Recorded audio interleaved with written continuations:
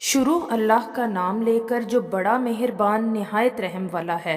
میں روز قیامت کی قسم کھاتا ہوں اور نفس لوامہ کی قسم کھاتا ہوں کہ سب لوگ اٹھا کر کھڑے کیے جائیں گے۔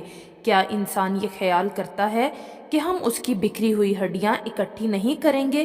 ضرور کریں گے، اور ہم اس بات پر قادر ہیں کہ اس کی پور پور درست کر دیں، مگر انسان چاہتا ہے کہ آئندہ بھی خود سری کرتا چلا جائے۔ پوچھتا ہے کہ قیامت کا دن کب ہوگا؟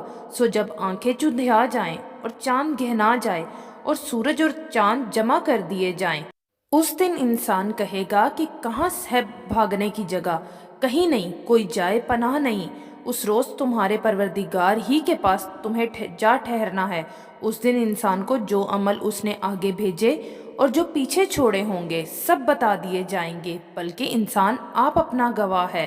اگرچہ عذر و معذرت کرتا رہے، اور اے پیغمبر صلی اللہ علیہ وآلہ وسلم، وحی کے پڑھنے کے لیے اپنی زبان کو تیز تیز حرکت نہ دیا کرو کہ اس کو جلد سیکھ لو۔ اس کا جمع کرنا اور پڑھانا ہمارے ذمہ ہے، سو جب ہم اسے پڑھا کریں تو تم اس کو سنا کرو اور پھر اسی طرح پڑھا کرو، پھر اس کے معنی کا بیان بھی ہمارے ذمہ ہے۔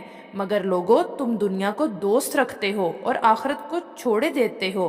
اس روز بعض چہرے رونق دار ہوں گے، اپنے پروردگار کی طرف نظر کیے ہوئے ہوں گے، اور بہت سے چہرے اس دن اداس ہوں گے، خیال کریں گے کہ ان کے ساتھ کمر توڑ معاملہ کیا جائے گا۔ ہاں، جب جان گلے تک پہنچ جائے اور لوگ کہنے لگیں اس وقت کون جھاڑ پھونک کرنے والا ہے، اور اس جاں بلب نے سمجھا کہ اب جدائی کا وقت ہے اور پنڈلی سے پنڈلی لپٹ جائے، اس دن تجھ کو اپنے پروردگار کی طرف کھینچے چلے چلنا ہے۔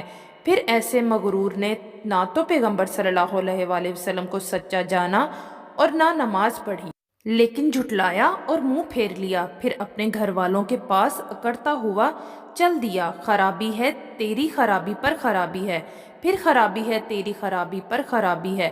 کیا انسان یہ خیال کرتا ہے کہ اسے یوں ہی چھوڑ دیا جائے گا؟